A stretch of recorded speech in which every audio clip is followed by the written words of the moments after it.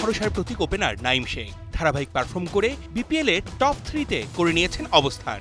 এনসিএলেও সর্বোচ্চ রান করেছিলেন এই ব্যাটার। রংপুরের বিপক্ষে খেললেন দারুণ এক ইনিংস। মিরাজ রজ আউট হলেও এক প্রান্তে আগলে রাখেন নিজেকে। উইকেটের আচরণ বুঝে নিতে শুরুতে একটু সময় নেন নাইম। অপেক্ষা করেন লুজ বলের। শট সিলেকশনে দেখান পারদর্শিতা। মাঠের চারপাশে ছোটান রানের ফোয়ারা।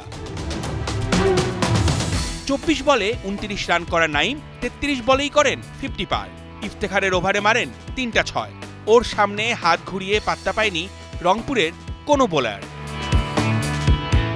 গতির ঝড় তোলা নাহিদ রানা কিংবা অভিজ্ঞ সাইফুদ্দিন সবার মাথায় হাত। একের পর এক ওদের বল নাইম শেখ করেছেন সীমানা পার। বড় দলের সাথে জ্বলে ওঠা ব্যাটার বরিশালের সাথেও খেলেছিলেন 77 রানের ইনিংস। নাইমের ব্যাটিংয়ে রংপুর হয়েছে তুলোধুনা। দলীয় স্কোর বড় করার সাথে সাথে ধ্যান জ্ঞান তখন সেঞ্চুরির দিকে।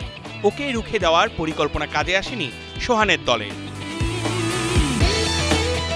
ম্যাচ দেখতে আসা দর্শকদের পয়সা উসুল। নাইম ঝড়ে উত্তাল গ্যালারি। খুলনার সমর্থকরা দারুণ খুশি। রংপুরের দর্শকদের মন হয়ে উঠেছে ভারী। নাইম শেখ ব্যাট করেছেন 200-র কাছাকাছি স্ট্রাইক রেটে। 55 বলেই করেন 100 পার। সৃষ্টিকর্তার প্রতি জানান কৃতজ্ঞতা।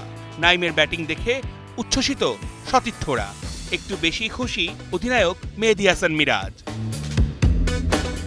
দিনটা নাইম শেখের ওকে থামাবে সাধ্যকার। ব্যাট করেছেন শুরু থেকে শেষ বল পর্যন্ত। 62 বলে 111 রানের দুর্দান্ত ইনিংসে 4-এর থেকে 6 বেশি। 7-4, 8-6-এ 180 স্ট্রাইক রেটে নাইমের এমন ইনিংস দেখাচ্ছে আশার আলো। আস্থা রাখার মতো একজন ওপেনার বাংলাদেশের বড্ড দরকার। আবারও জাতীয় দলের দরজায় টোকা দেওয়া শুরু করেছেন নাইম।